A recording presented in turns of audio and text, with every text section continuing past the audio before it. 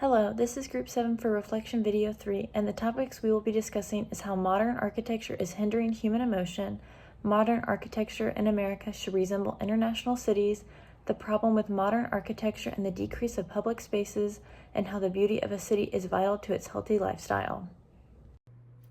Hi, my name is Marie Zinman. I'm from Group 7, and I am going to be discussing the TED Talk, Bringing Back Emotion and Intimacy in Architecture by Adrian Bika, into the articles that we read about in class and discussed. So the TED Talk, given by Adrian Bika, who is an architect and a professor, discusses the removal of emotion and human connection with the spaces that surround us and the spaces that we occupy. And Bika attributes this to three main factors that have kind of happened throughout history and today. First, architecture's transformation into a technological science that is focused on optimization, low cost, efficiency. Bika traces this to the end of the 16th century with the introduction of the Cartesian grid. And instead of architecture being, more of an art, it became, once again, focused on optimization. And I believe that this ties in pretty closely with Jane Jacobs's point about urban planners and architects oversimplifying the process of city planning. They're not taking into account the organized complexity that goes into a space and the several multifaceted aspects of the space that humans occupy.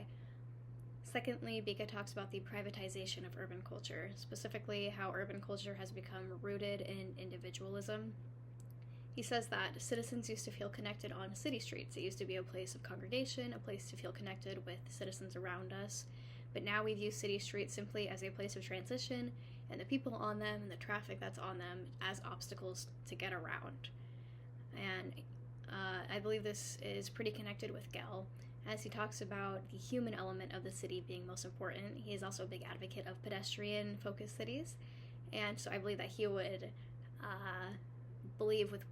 be in line with what Bika says about cities' streets specifically being more focused on engaging social complexities among citizens rather than just being a place of transportation. Finally, Bika talks about architecture becoming a mode for branding and sort of capitalism. Architecture entered the service industry and became a marketing strategy more than an art.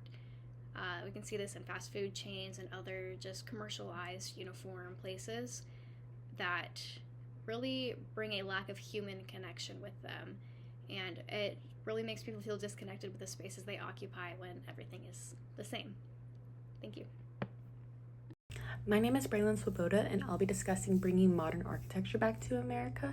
In Common Edge, they explain most people are not fond of modern architecture because of its lack of character, similar to the topic of hostile architecture that we discussed in class.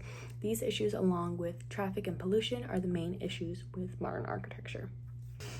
Looking into modern cities internationally, in Berlin they started the 1987 International Building Exhibition with plans to restore traditional city planning principles while including new modern elements and preserving core elements. Moving forward, Gale and Jacob spoke on in their articles shortening block density and including diversification in streets and buildings, while making cities almost resemble Copenhagen's structure to satisfy the goals of walkability, compactness, and social networks. It would be best for modern architecture in America to kind of resemble these international cities such as Copenhagen. The biggest issue with recent city development is the increase in buildings and cars taking up the public areas in cities. According to the book Cities for People by Gell J., walking is the beginning, the starting point. Man was created to walk, and all of life's events, large and small, develop when we walk among other people. Cities have focused more on economic development for buildings and getting place to place the fastest. However, cities need to have an increase in public spaces. Places that were once used for leisure time and a chance to get away from the hustle and bustle have been constructed into empty spaces used for driving or parked vehicles. Early cities were strategically built for short walking distances and military control, and almost every building was working together to make the city.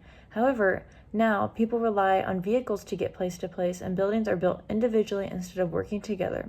An outside source I connected to this reading was How Public Spaces Make Cities Work by TED Talk on YouTube. The speaker, Amanda Burden, talked about where people go or where people meet is what makes the city work. Something that really stuck out to me was that commercial investment and common good for the city often don't align when it comes to open spaces. This is because a developer just sees people as customers, but public spaces are what keeps people in cities and want to stay. Therefore, it's important that cities have public spaces and aren't strictly for economic use.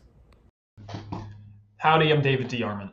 The BBC says that the design and layout of cities plays a great role in the lifestyle of the people and the community as a whole. And two great examples of this are the One World Trade Center and the Empire State Building, both found in New York City.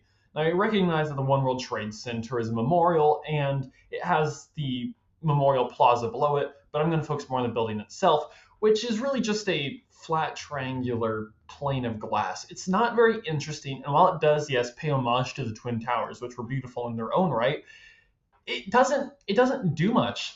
As a building alone, it's not very beautiful, and it's a stunning example of modern corporate architecture, which focuses on cheapness and flat geometries. But if we look at the Empire State Building, which was made over 100 years ago now? I don't remember. It's Art Deco. It's grandiose. It's beautiful. It's got wonderful limestone facades. It's just got so much going on to it. You could look at it for hours and still be like, it's just a good looking building. And it really inspires a lot more wonder and joy.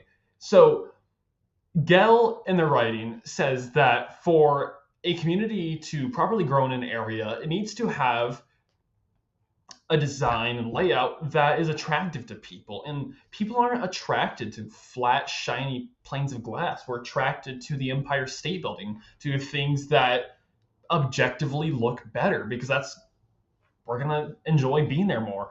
Jacobs says that for a city to properly grow, it must let itself be flexible to change. And in modern architecture, it's very rigid. If you look at just modern areas in general, they designate areas that are going to be for being social. It doesn't work as much. And going back to an older style of architecture that lets itself flow more is just going to be much more effective.